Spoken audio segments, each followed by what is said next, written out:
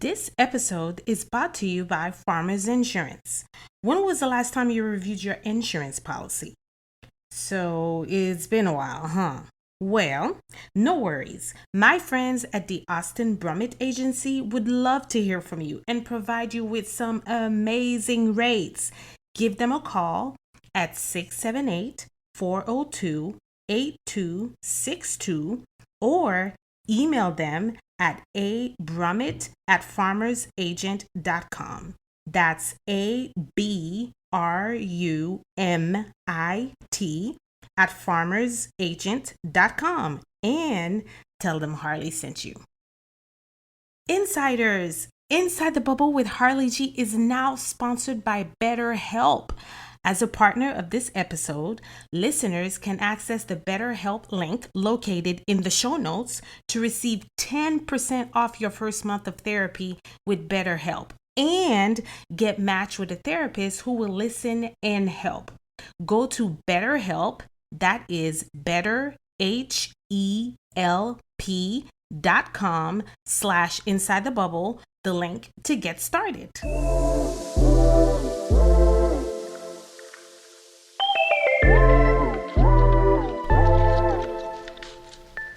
You're listening to Inside the Bubble with Harley G, the podcast for the superwoman. Every week, we connect with amazing individuals who share their inspirational experiences and stories while motivating and inspiring purpose. It's time to hang your cape. Grab your coffee, your water, your cocktail, and come on in Inside the Bubble with me, your host, Harley G. Inside the Bubble with Harley G. I have a repeat offender today. Woo woo! So, insiders, if you remember one of our very first episodes, we had these two amazing sisters come on the pod and talk about their experiences growing up in a church. And so today we have part one of two, Miss Jacquese. Woo woo! Applause, everyone. Applause. Bring it up. Like, I wish I had like a anyway, really wanted to bring Jacquese back on the pod to talk about her journey through health and perseverance and just how that's able to impact you showing up. And I want you to tell the insiders a little bit about your journey, because I feel like whenever I'm around you, like, you just have this ability. We're going to talk about that. You have this ability to just cover or filter what you're actually going through. One of the things that you mentioned when we recorded the last podcast was like, oh my gosh, I was feeling so bad that day. I was having second thoughts. I didn't know if I was going to make it, but I pushed through. And I would have never known that had you not said something. So I also want you to talk about, how do you even have the ability to go through what you're going through physically and still show up? Because I'm a thug. Did she just say? Because I'm a thug. I don't know. It's very hard to put into words what this entire journey has been like. I think growing up, we kind of talked about this in the last podcast, it's in our family, being a pastor's daughter and now being the mayor's daughter, and all of the things that comes with that is you learn how to be what you need to be when you need to be it. So we've pushed through a lot of things in our lives because we are the first family, because that's just been what's ingrained in us since childhood, being my grandparents, my mom's mom and my dad's mom. They are just fighters.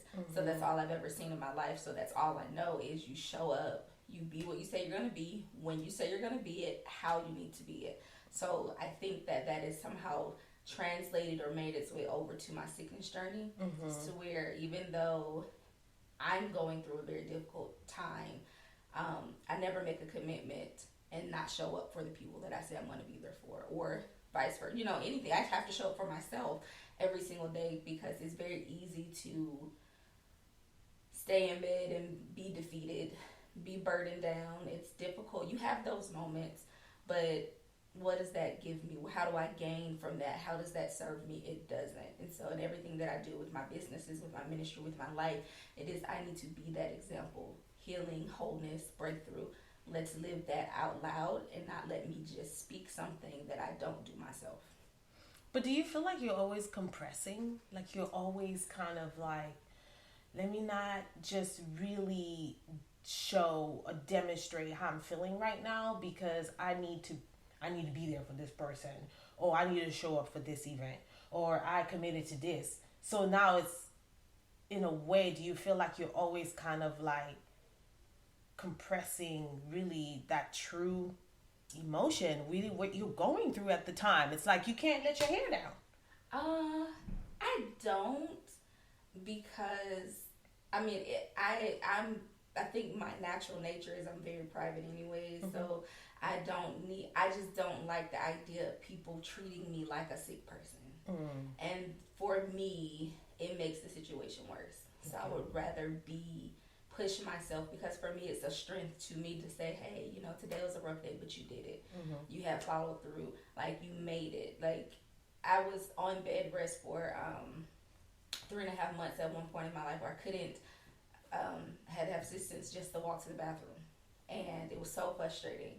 So every day I would challenge myself to do something more, because for me it's like you conquered, you did this, you did that, so it's a strength. But I also have on behind the scenes, I have a circle of people where I can be 100% transparent. I'm a writer, singer, songwriter, different things. I'm in the midst of writing a book right now, and it's about this health journey. It's a piece of it, and I really journal a lot, and I'm inspired by what I go through. I have a song called Damaged Goods, where it talks about how even though I'm broken and I've gone through this stuff, it doesn't mean that I'm not good. I can't be used. So even though I have this issue, I still can be used. I'm still qualified to give you my best. I'm still qualified to show up, because it's just a part of who I am. So I write a lot. I journal a lot. I pray a lot. And, just recently I had a breakdown with, I'm going to be doing a singles event. And I was talking to my speakers, and I just started crying. And I was just like, this is going down in the walk of shame. So what else? It's like, why am I crying? But it was a safe space because I feel very safe with those people. And I just talked about how I've been doing this, trying to do this for so long. But every time I set a date, every time I feel like, okay, I'll be good by Jan, because it was originally supposed to be in January. October, actually, I'm sorry. Then I got really, really sick. And I was like, okay, I'll push it back. It's January. Got really, really sick. And so I was like, you know what? Let's change the narrative. Let's switch it up. Let's not try to do it in person, but maybe we can do it virtually. So the pressure of putting together an entire event isn't on me, but just coming to a space where I'm like, I'm going to do it. I just started bawling. It's like, what is wrong with you?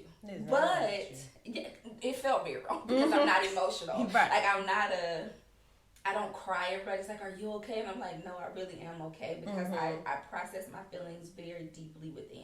So when I'm ready to emerge and communicate, I can do so like, okay, let me just be clear, and I'm not emotional. Oh yeah. But I think just coming to the reality of, like, the realization that it's happening. Like, it's my thing that's not associated with my family's last name, my siblings. It is project. You. It is me. I am showing up for me. You. So that's exciting. So you're going to have to tell us about that, so we can show up for you. Oh, you see what I get there? You see what I did? All right now. Yes. I want to talk about your health journey. Okay. I think we've kind of like hinted around it. Well, first, tell us a little bit of history. Like, how did it even begin? When did you realize, I got some things going on here that, okay. Yeah, so I was a super healthy child. Like, nothing, I was good. And then when I started hitting puberty, I started experiencing, when I got my cycle, I started experiencing pains, just things where I would vomit just bags of blood. What? Yeah. And I would be in, like, I couldn't walk. I would have loose feeling, like my extremities, things like that. I was like, something is seriously wrong with me. I would go to the doctor. Our family's primary care, let's just say, he should have been a doctor. So I'm just leave it at that. He told my parents that I needed psychological help. What? So he thought you were making this up? Yes.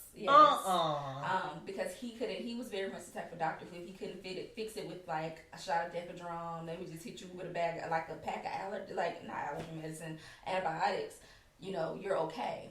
And this is way outside of his field. I've been going to the emergency room. Like, things were happening. So finally one Sunday, I was so sick. So how long had this been going on at this? It started in 6th grade. It started a little bit before 6th grade, but it really started happening more frequently in 6th grade. And I was going back and forth. So about 3 years before I finally got a diagnosis. 3 years? Okay. Yeah. So I was a freshman in college. One Sunday high school. I got really, really, really, really sick. We've been going to the emergency room, and doctors were saying, like, there's something wrong with her. We can't identify it. Mm-hmm. So this one particular doctor, she's an OBGYN. She was working in the ER that day, and she came in and she said, I'm going to do these tests. Mm-hmm. And I found out that I had a dermoid cyst on my left ovary that had flipped my ovary upside down. It was the size of my dad's fist. It was full of eggs that were producing hair and teeth and all kinds of things. And what happened was it was rejecting my blood supply.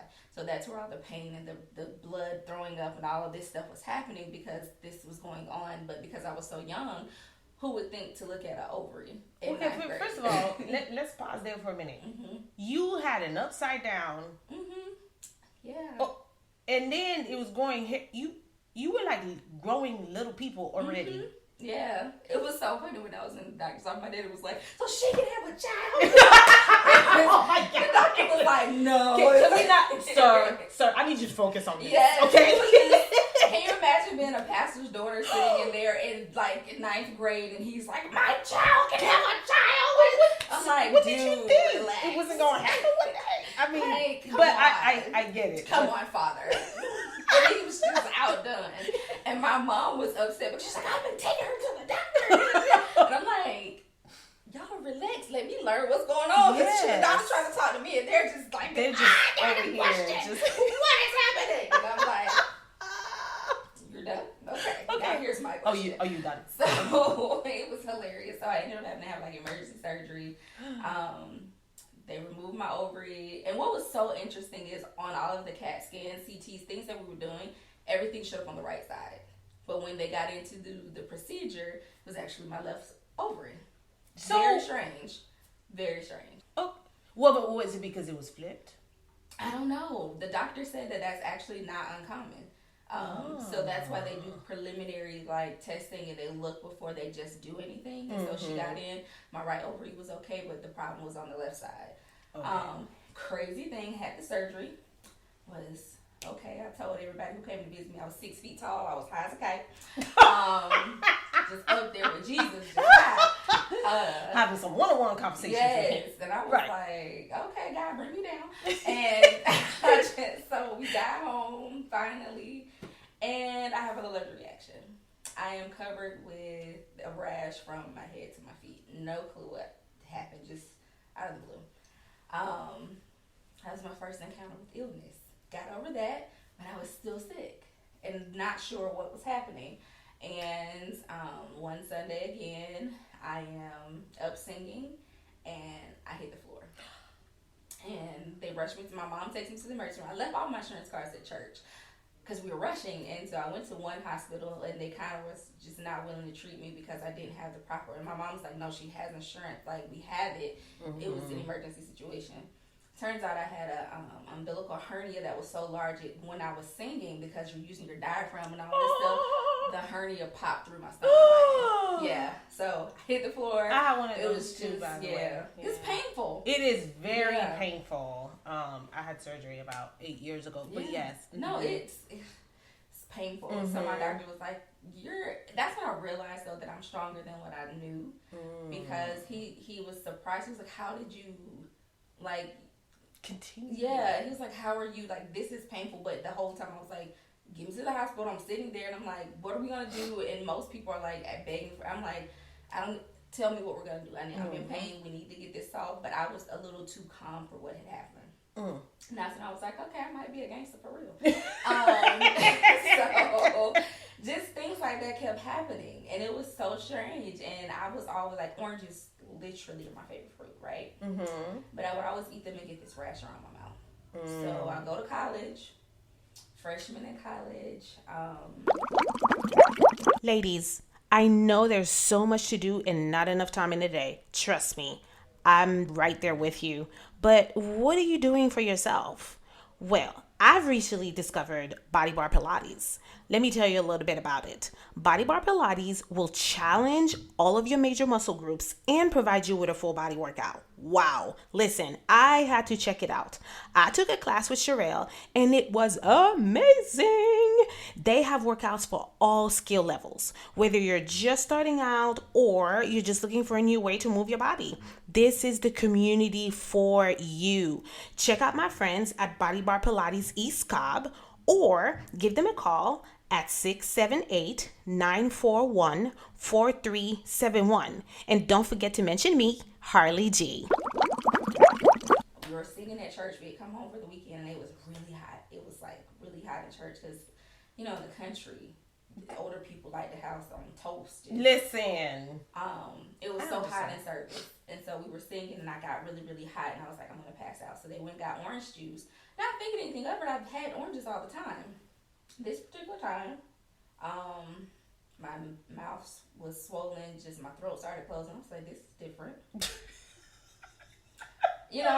So is different. yes, but thankfully my dad's church is full of nurses. So they gave me Benadryl, like fixed me all up. Mm-hmm. We had friends come in from out of state, so we went out to eat. Came back to Atlanta. You had another orange? No. Oh, okay. No. Like I never just got all the way better. Oh. So strange thing is, so when I already talked to my parents, was like, listen, watch her, like something, like a health crisis is coming, like intuitively speaking. And I was just like, okay. We get to Atlanta, my parents are calling, and I'm just like, I'm gonna try to eat some mac and cheese, because I'm hungry, because I slept through the first dinner. Yeah, I was home, Benadryl. Got home, and I just started declining. I was like, something is wrong. So I called my parents. After you ate the mac, did you even get around to I eat ate the mac and cheese. You did, okay. And it was so good. And what was it from? Did your sister make it? Child, no, I was boxed. I had doctored it up. I had put a little little meat on it. So okay. It was good. And I was like, something is wrong. I don't feel well. So I called home and my dad was like, I called my mom. My mom said, okay, well, do this. And my dad called me right back. He was like, you need to go to the hospital, like go see the emergency room now. But I think because he had already been made like something is happening, mm-hmm. He was, his radar was up, Yeah, and I'm glad he did. And crazy thing, Aquanetta usually, she's in college as well. Mm-hmm. They usually go straight home because we're tired when we're done traveling. We've been home rehearsing, it's nonstop, and they just hung around. And so I called my best friend. I was like, listen, I called it. You need to go to the emergency room. So she is getting books. At the emergency room, be taking all day. So she was packing books and snacks and stuff. And I'm like, okay, I'm gonna meet you in the garage. She's trying to be prepared.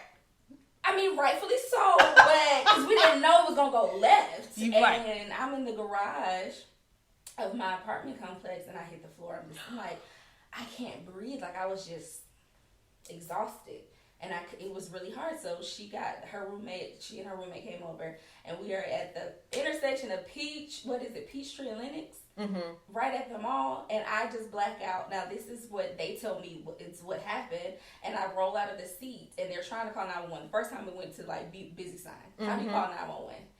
And it's a busy signal. What? Second time they call, they're trying to tell them where I'm. How is 911 gonna be busy? Because they wanted me to die. Oh my God. So I am sitting. I remember being in the back seat, and they kept saying Aquanetta and her roommate at the time were behind the car. We were all going, and they kept saying, Jacquese, are you okay? And I'm just hearing them, but I was incapable of responding. So they hit a speed bump behind the mall, and I rolled out of the seat. I was lodged under the driver's seat, and I completely stopped breathing. Now, this is in the dead of winter, December. I want to say it was like this 3rd. And I'm just lodged in the seat. So my sister, like, they pull over trying to check my pulse from what I was told. My friend's roommate was all up here like, she doesn't have a pulse. First of all, you're in the wrong area. Oh my God. It really was God keeping me, because all of this stuff really was like, are y'all serious? So Aquanetta, everyone stops. Aquanetta sees me, and at this point, I was blue because I was not breathing. There's a cop there, and from what I understand is he saw me and just started saying, "Oh my god, oh my god!" Like he couldn't. That's real helpful. He wasn't doing CPR. Like he couldn't get me out of the car. Aquanetta literally had to do CPR. Like got me back to a safe space, but they still couldn't find me because they don't know where the corner of Peachtree and Lindick, like EMTs, whatever your name is. I'm dying. I need y'all here now. So they got me there, and I was like, okay, I'm safe. They gave me the EpiPen, the epinephrine, blah blah blah, and then things just go left. What do you mean? What happened? Things go left. I started vomiting bags of blood. And so, So they left? No. Oh. Like, things went left. Oh, things went yes, left. Oh, okay. I was like, I thought you said, and then they just left. I was like, wait, what? Okay. I would not be in this wonderful room with inside the bubble with Harli G.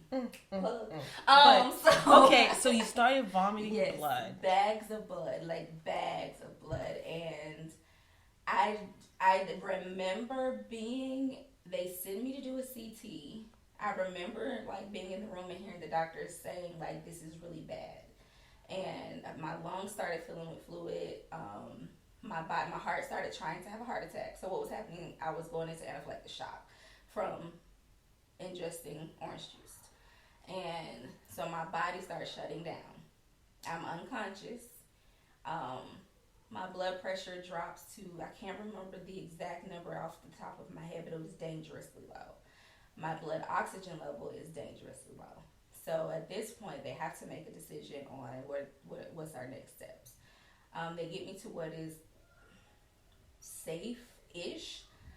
They had to cut my neck open to give me a central line. Like I had so many IVs, it was just, I remember kind of being in and out, hearing people move with it, like it was urgent, but I wasn't like conscious enough to understand. Mm-hmm. And when I finally came to, like I was in the ICU, but it was so bad. You know, in the ICU, usually the nurse sits outside, but there's like a window there. Mm-hmm. My nurse sat bedside because it was just really bad. And I remember waking up for a split second with this machine on helping me breathe, and my nurse is trying to tell me to calm down. And I remember getting enough strength to like throw my arm out of the bed, look at my dad and said, "Help me." Like, "Daddy, help me." Because I literally I was like, "God, I know you're not going to take me out like this. Like, I'm young. There's a lot I have yet to experience. I feel like I've not embarked on the journey for my purpose yet." Like, there was so much going on, but I just knew they told my parents to prepare for me to die because I wasn't going to make it through the night. So they needed to be thinking about funeral arrangements, things like that, because it was so bad. I wasn't going to make it. But my God is a healer. Yes, he is. And it just turned around. They said my grandmother was sending up some timber in that emergency room waiting at her. My family. Listen, when they get on it, they got the direct line to him. Hello, direct Jesus. Line. Listen. We need your blood one more time. Listen, talking real quick. Let's talk. Yes. So I just remember waking up to like my brother praying, and my faith has been a very big part of why I'm able to do what I do and stay strong. But I just remember my family just praying and just being like, they didn't move with their faith. And based on what my doctors told me is I should have brain damage. I shouldn't be normal because of what my body went through. And I was perfectly fine.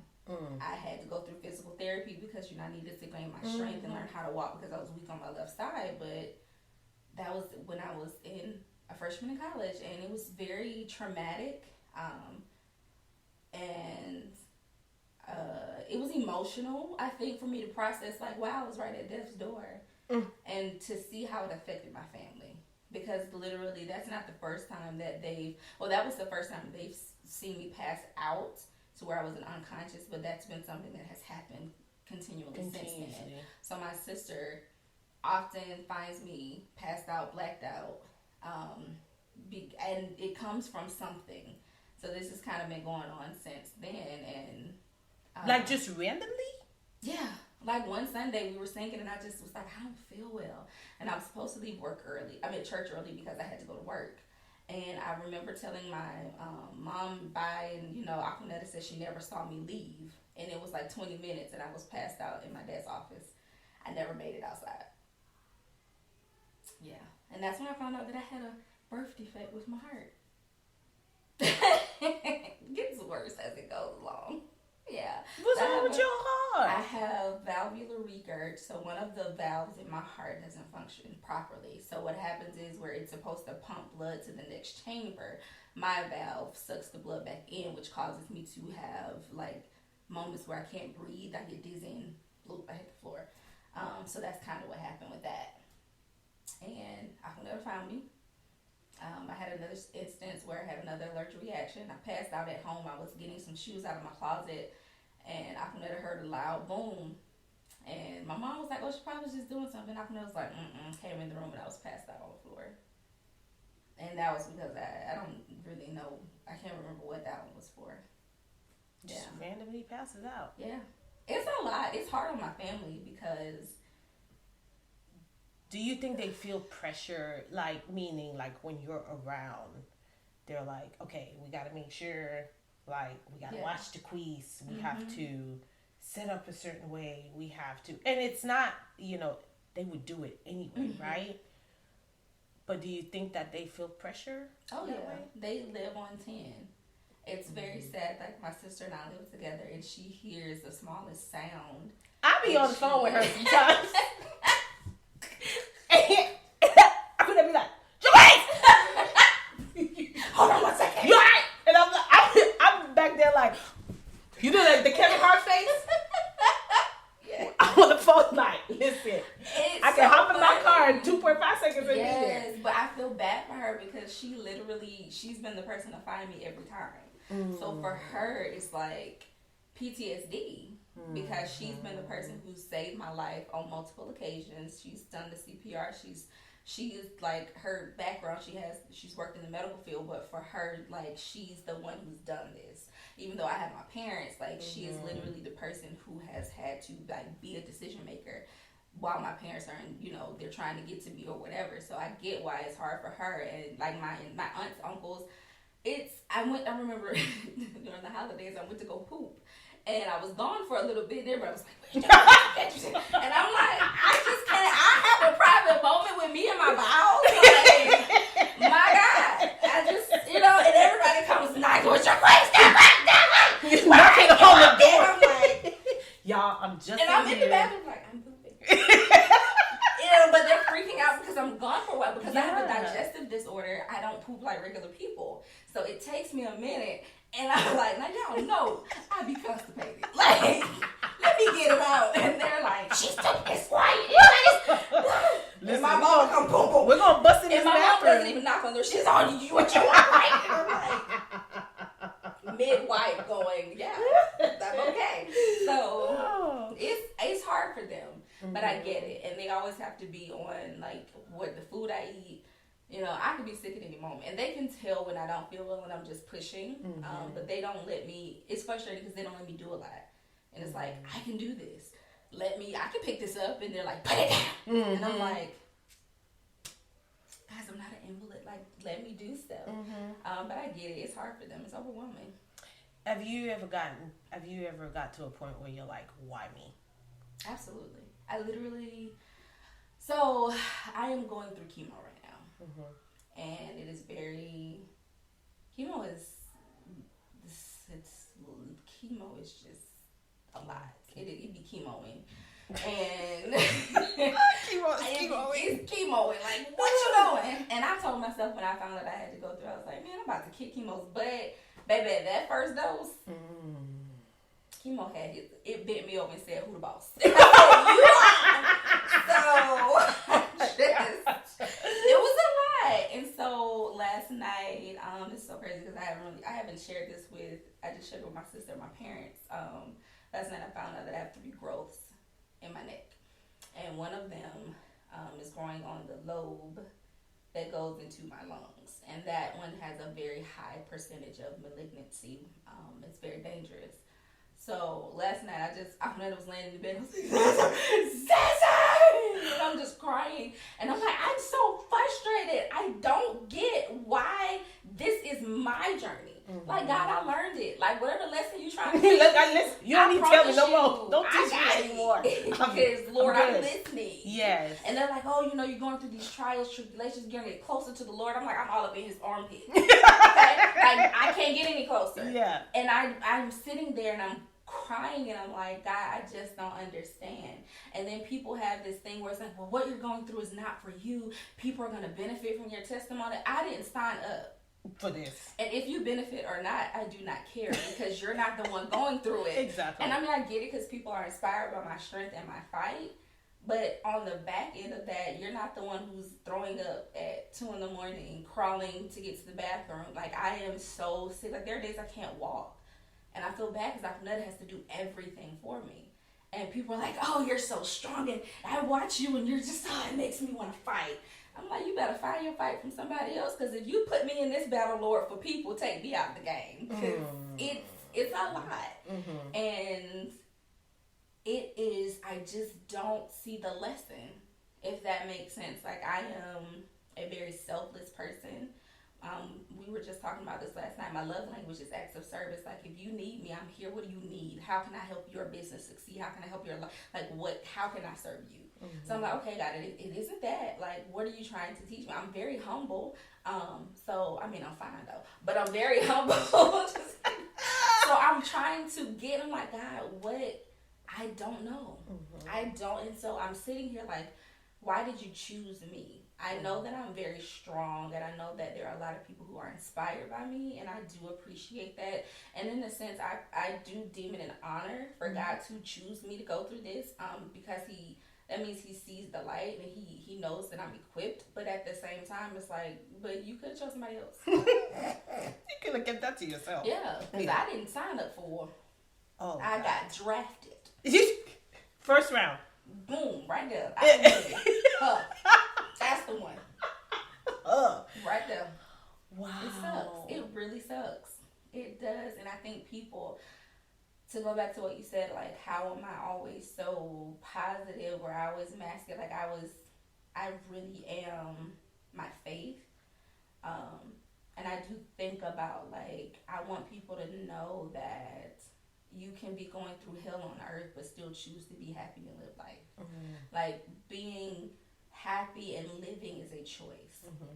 And, doctors are always saying, like, 90% of any health journey is your mentality. Mm-hmm. And it is very true. Mm-hmm. Because on the days where I feel down and I'm in bed and I'm just like, I'm not doing anything today, I feel worse. Mm-hmm. Now, there are days where I simply can't, but my joy is still there. Mm-hmm. There are days where I live from my joy, and happiness is like an up and down, that's life. Mm-hmm. But I have true joy. Mm-hmm. And when I see people benefit and they fight and they triumph off of what I'm like, I saw you, like, I showed up at work. I haven't been to work since like August. And I showed up. They still paying you like every week? I go to work every time. I just listen. And check clears the bank. Listen, what is happening? Check better be in there. Be in there. Exactly. Because I'm doing my part. But my team hasn't seen me since August, so I just did like a pop in. Mm-hmm. And I was on my way from a doctor's appointment, and I said, I just want to, because they're like, we miss you. Mm-hmm. And I get it. It's hard for me to leave from home, so I did a pop in, and just the response that I got from showing up, my team was like, this means so much because you didn't have to. Mm-hmm. And you care. And it also like inspired them, because I've had a few people who have nearly died in the last few months on my team. And they are literally like, seeing you fight and push, and in spite of where you're going on, you made the choice to put your team first, come in just to talk to us so that we could see that you love and value us. That meant so much. Mm-hmm. And so they're inspired, and they're like, I can get through this little thing. Like, not two of them, it was a big thing, but like the things that they go through, they're like, I can get through this. Mm-hmm. And they're like, I look to you every day, and you're so strong, and you're so positive, because it's a choice. Mm-hmm. I choose to be positive. I choose to fight, because I have 4 little people, not little, one's 19. I have a niece and nephew and a niece on the way, where I want them to see me and see that, hey, my aunt she's fighting, she's strong. Mm-hmm. She loves us enough to keep going. Like, mm-hmm. They mean the world to me, and I be doggone if I'm going to miss their life. Mm.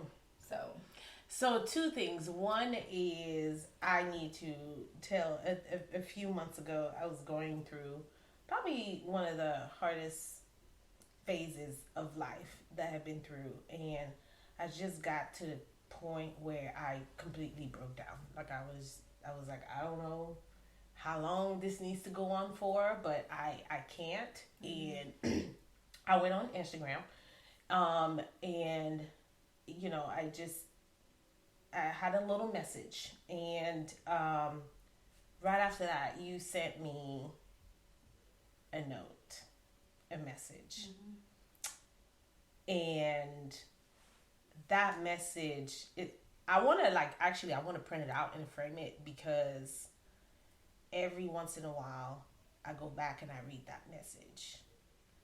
I don't want to forget what space I was in then, and I don't want to forget what you said to me ever. And I just want to go on record to say that message might have been what got me through at that time. So thank you. And I want to know when, if you've, throughout your whole journey, you going through this health journey, and if you've gotten to a point like that, and who right now do you want to shout out to was instrumental in helping you get around the corner? It really is. I have two people in my life. One is my sister Aquanetta. She literally, even when she doesn't know what to do, she doesn't know what to say, she shows up. She assures me that I'm a fighter, I'm strong, I'm gonna get through it. Like, no matter what, she's always in my corner. And even when she doesn't have the words to say, she knows I hate to be touched, but she'll come. She'll work with me. But she's like, she's touching me. Stop. But my sister has this unique ability to. She knows me, you know what I mean, and she can speak to that part of me that is feeling defeated in a moment, and she knows how to bring me back to life. And then the next person is LaShawna. LaShawna is that person who I can keep it 100% real, raw, and cute. And she's like, cause that's valid. And you need people in your corner. Yes. Because she's gone through her own personal health journey, and I'm like, cause this sucks. I need people to understand. And I love my parents. My parents are amazing, but my parents are pastors, so their first line is, listen, the devil is a liar. And I'm like, we all know that, but I'm still going through. Yes. And I want to complain, because I should have the right to complain, because nobody wants to go through this. And in the moment, I'm tired of being strong today. I don't want to fight today. This sucks. It's getting the best of me, and middle fingers up. Yeah. And LaShawna's like, and I'm right here with you. You know what I mean? And she has this way of just saying, you after all of that, but you still got this, sis. And you're not by yourself. And those two, they changed their work schedules to accommodate my health needs. They're there. And then honestly, if I had to shout out, it would be my nieces, my niece and my nephews. Their ability to speak life into me at such my nephew Elijah called me one day. He was like, Auntie, I love you, and you got this. You won't let I'm like, you don't even know. You don't even know. And my niece, when she's with me, she's very protective. She's like, I need to take care of my TT. She's that. And my little nephew Kaj, he'll lay his head on me. He likes to cuddle with me, and he's not a people person. He'll be like, But he they show me love in a way that I don't get from anybody else. I think it's kids have this instinct, this connection to you. You're not to their family member. You don't even have to say anything. I remember, I don't know, I was in a space, whatever. I was in a space one night, and I gathered the kids up most nights, okay? Most nights, and we do our prayers together, and there was just something heavy on my mind, on my spirit. I can't remember what it was, because this was probably a couple of years ago. And we prayed, and when we got through, Bryson turned around and looked at me. He was like, Mommy, you okay? You sure you good? He knew. He felt it. He couldn't identify what it was, but he felt it. Yeah. and he's kind of like my spirit child. Yeah. Like, he may not understand what is going on, but he was like, oh no. Something is off right now. Yeah, and I think that kids have this raw, unique ability to feel that. Like, and they may not necessarily understand what's happening, but they feel it. Yeah. It's and so I think genuine. it is. And it comes from such an innocent place. And Exactly. I think that's what, like, my niece started crying one day. She was like, Auntie, I don't want you to die. And I'm like, what? Where are you getting this from? And she's like, she's my emotional child. Like, she's super sensitive. So I have to, like, reassure her that Auntie's not going anywhere, but her love for me, like, the way that baby loves me, I'm like, TT gonna be here, baby. I will fight hell in the grave, okay? Like, I'm gonna be here. Yes. But my niece and nephews are, they're my babies. Like, they're my children. And the way that they encourage and they push me, like, my nephew, Elijah, he won't let me not be great. He's like, cause your hoodie, all your stuff gonna be great, Auntie, and you gonna be doing this, and I'm gonna be right. I'm a model for you, and we gonna get this money. We gonna do it. And I'm like, I like it. Ride or die. Do it, Elijah. Let's go. And he believes in me and my dream. So I have to give it to them. Like, my babies, I can tell them that, honey, poop smells like strawberries and cream.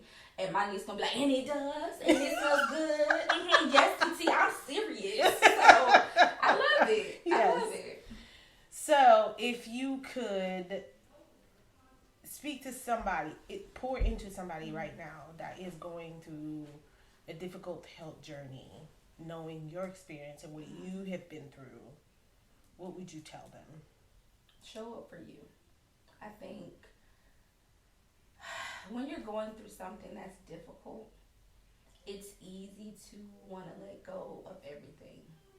Your fight, your drive, because it seems impossible. Like, soaring and doing everything that I know that I'm purposed to do, it seems very far away. And that's discouraging. Because every time I go to the doctor, it's like, we got bad news, Miss Lane. But I choose to show up for me because I believe in me more than I do anyone else. Like, I know that what I have is special and that what I have to bring to the world is needed. So I have to remember to show up because I can't depend on my sisters. I can't depend on my family because what if they die? I have to make the choice to show up and fight every single day for me. And I think sometimes we do it for other people. Like, I'm going to fight for my kids. I'm going to fight for my... No. I have to fight for me because it has to have value with me. It has to hold something and mean something within myself. So my word of encouragement and my message to you is to show up for you. Don't give up and don't back down. Like, stand 10 toes down on what you believe for yourself because you make the difference for you. Don't count on anybody else. And not that people aren't going to be there, but at the end of the day, what happens when you lose them? And you have nothing but you. You have to show up. Figure out what that looks like, but do the work. Okay. So you have a website. You have a ministry. What is your ministry? Okay, so let me tell you a few things. So I have a... It's like she was waiting for this question. question. I'm out here. I told y'all I'm going to do this, okay? So I have a brand it's called Forgiving Brand. It is for people who, like, we really need to learn how to live through the process of healing. Meaning giving and receiving giving and receiving forgiveness. And when you do that, there's a lot that is attached to that. It's not just I'm sorry. It's not just I forgive you. There's work. There has to be the groundwork, and we have so many areas where we lack forgiveness, and that kind of streams into many different parts of what I do. But it starts there, and it has to come full circle. And most people don't know how to get there. Most people are stuck on, I forgive you, but I won't forget and I won't do this. It's still going to be with me. And it's like, no, you have to even learn how. I may remember things, but I can't be held hostage in the memory. And I think, so I have that whole brand, and it's about, forgiveness. Where did that come from? Okay, so it came from, so I was mad at God. Ooh. Because my aunt died from cancer. And I've never asked God for anything a day in my life. I always, for myself. I always talked about and prayed for other people, what they needed. Like, I've never not even for my own health. I was never selfish. It's not selfish to even do that, but I just never did that. And the one time I asked God for something, He didn't come through. And I was like, "Cause how you gonna do this, Lord? My family is fasting, praying, tithing, sowing. Like, we've been holy. So what's the point of holiness if you ain't gonna do nothing with it?" And I was just really upset. And then I had to remember, I was like, God, my aunt was ready. And she was at peace. And God is never going to honor my request over hers because it's her life. And so I had to go through this whole process of, am I really mad at God? I've never been let down by Him. And so I felt very let down, and I struggled to align myself back with the purpose of my faith journey and everything, because I was so angry and so disappointed. And I had to go through that process of forgiveness with my relationship with God. Like, I had to forgive myself for putting God in a position to have to hold the responsibility for my ambitious and selfish needs. Like, it wasn't about my aunt. It was selfish because I wanted her here. No, that wasn't what that whole situation was about. And my aunt was ready, so He had to honor her request, not mine. How dare I put God in a position to have to choose? You know what I mean? Like, it was a whole lot of things. So I went through that, and I got the Forgiving brand, and that's kind of how. Then I had this whole worship conference and all of this stuff, and it just kind of came. I was like, "Oh God, because we need to go through forgiveness. This is we do. It's a vibe, because people out here hurting, and we're just broken people because we want to forgive. We want to be able to say, you know what, this will not have power over me anymore, because that's what's happening, right? You're letting this thing have power over you. So we want to forgive. We want to move on, but oftentimes we identify forgiveness with forgetting. And you can't forget. No, you won't forget. So therefore, you're kind of going through that cycle. I think we missed the step of, I can remember, but I don't have to be subject to the pain of the memory. So I want to take people through that journey, because people are hurting, they're broken, and they don't have the healing they desire to be functional in life with wholeness. Like, we don't know how to prosper on an everyday basis because we're constantly weighed down from past experiences. And it kind of, the brand just goes into a lot of different things, but the core value of that brand is, let me learn how to live in a space of forgiveness so that I can be the best version of myself. Absolutely. And so then I have the single spot coming. It's for singles who want to be in a relationship, but you don't know how. Because I'm very intrigued by relationships. Let me ask you some questions. And I think you've never asked me questions. I don't feel like we've ever had like a room to do it, because I got some. That was a good comeback, though. Yeah, like it's always got kids, you know. I got you though. It was a good comeback. Yeah, it was good. So okay. The single spot is for singles, like you've been married or you've been divorced and you're in these relationships where, and it's like, we date from a broken space. We do. We don't heal first before we go back, and then we take all the baggage into the relationship. Yeah, and then or at a certain age, we have trauma that we don't want to work through, or we have all of this stuff, and it's like, no, you can't say that you desire a healthy, whole relationship and you don't do the work. We go into these relationships and not because you ain't doing this and blah, blah, blah, and da-da-da. No, let's talk. Is this a trauma response? Are you speaking from pain and hurt? Are you speaking from the trauma that you've absorbed in your environment? You don't even know that. You don't even know where it comes from, because you bottled up the trauma from so long ago, from childhood, from upbringing, that you don't even realize that you are actually responding based on that trauma 30 years ago. Yeah, but that's what we got to do the work. And people don't like therapy. People love therapy, but we have a love-hate relationship. So the single spot is a safe space for you to bring your pain, bring your trauma. We work through it. We heal. If I give it a brand. And we get to a place where now I'm ready to have the relationship I desire. Because we can want success in relationships, but we don't want, do we really have the success we want, or do we want the success that's like, we want the vision of what everybody else has? What it so looks like. Let's be real. Let's get to the raw. Like, I know where my trauma comes from, because my mama is amazing, but that baby had some relationship trauma. So I live and I want to help people be able to do that, because relationships don't have to be hard. And society has taught us that relationships are a lot of things that they're not. So let's debunk those theories and let's get to the root. What do you want? Why do you believe you've not arrived to that place? Like, what is keeping you back? What are you afraid of? Let's deal with it. And I have, like, one lady told me the other day at work, she was like, I was embarrassed. Like, I felt shameful to talk to God and say that I want this. was like, why? She was like, because the church teaches you A, B, C, 1, 2, and 3. I was like, bet, you're right. But let's talk about how the church, like, I love church, but we teach from our own preferences often and not foundation. So we need to, I want to debunk these things and really help people get to wholeness so that you can have what you want. And that can be any type of relationship, but starting with love, because most people are like, I want to have a relationship and I want this. Do you want what comes along with it? Right there. Okay, that is, that's a lot. It is a lot. That's a whole nother podcast. See how I did that? Yes. But this is crazy, but we are at the end of our episode. So I want to say thank you for sharing your journey. I have always admired the way you just show up. Besides anything that you're going through, the way you show up, and that is why I kind of led the episode with, do you feel like sometimes, I admire that about you, because when you show up 200%. That's it. I'm gonna show up. It's 200%, and that's it. And then after that, I can go home and lay down and pass out for the rest of the day. But I love that. I love that energy, because energy is one of my core values. And so I feed off of other individuals' energy, and I love yours. So thank you. Thank you for what you're putting out in the world, for pouring into other people, even when you don't feel like it. I just want to say thank you for that. Thank you. You're welcome. So, insiders, if that is what we have today, that is all for our show. But we are bringing on a special guest after this. So make sure that you tune in.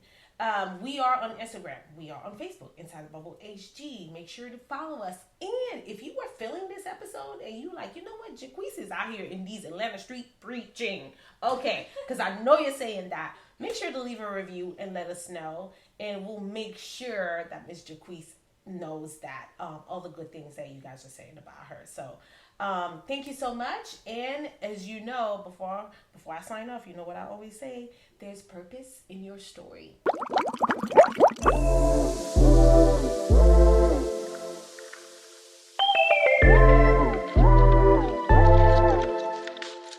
I hope you enjoyed our show today. Hit the subscribe button and share. Share this pod with your family, with your friends, with your girlfriends. And follow us on Instagram and Facebook at Inside the Bubble with HG. Keep the conversation going. Drop us a heart emoji. Engage with us. We would love to hear from you. New episodes are dropping every Monday on your podcast streaming platforms. And remember, there's purpose in your story.